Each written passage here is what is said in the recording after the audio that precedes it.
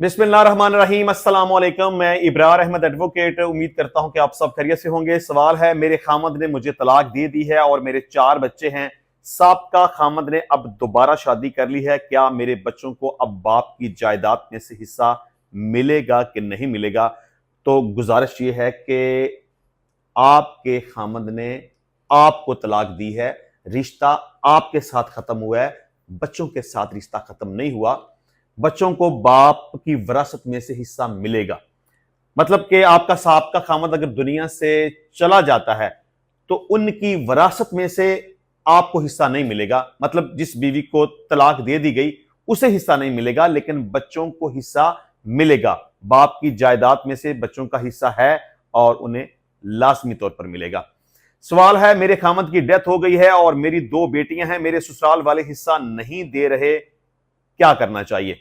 देखिए, सबसे पहली बात तो यह है कि आपको यह पता होना चाहिए कि आपके खामद के नाम के ऊपर कितनी प्रॉपर्टी है, उसका क्या स्टेटस है, विरासत का इंतकाल हुआ नहीं हुआ, क्या उसमें कोई रद्दो बदल तो नहीं किया गया, कोई धोखा फ्रॉड तो नहीं किया गया, किसी ने वो जायदाद गलत बयानी करके या झूठ बोल के या फ्रॉड करके अपने नाम के ऊपर मुंतकिल तो नहीं करवा ली। आपको पता होना चाहिए कि आपके खामद के नाम के ऊपर कितनी प्रॉपर्टी है। आप अपने मुतलका पटवारी के पास जाएं, उससे ये इंफॉर्मेशन हासिल करें, अपने खामद का डेथ सर्टिफिकेट लें और नादरा की तरफ से फैमिली रजिस्ट्रेशन सर्टिफिकेट लेके पटवारी के पास जमा करवाएं। सबसे पहले अपनी विरासत का इंतकाल करवाएं। सबसे पहले आप मालक बने।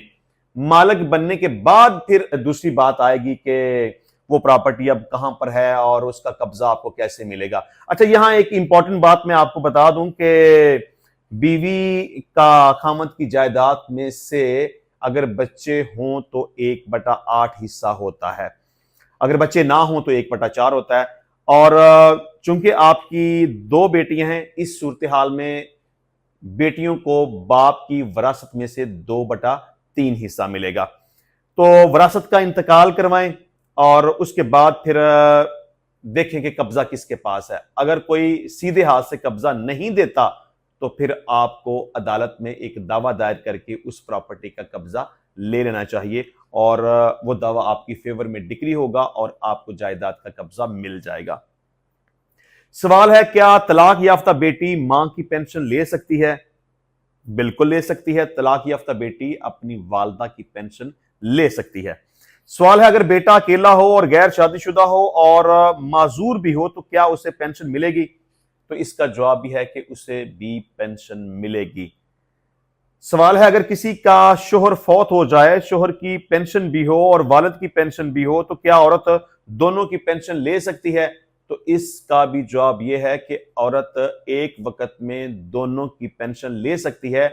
मतलब कि अपने शोहर की पेंशन भी ले सकती है और सेम टाइम अपने वालिद की पेंशन भी ले सकती है। इंशाल्लाह मिलते हैं नेक्स्ट टाइम नई वीडियो में नए टॉपिक के साथ। तब तक के लिए इजाजत दीजिए। अल्लाह हाफिज।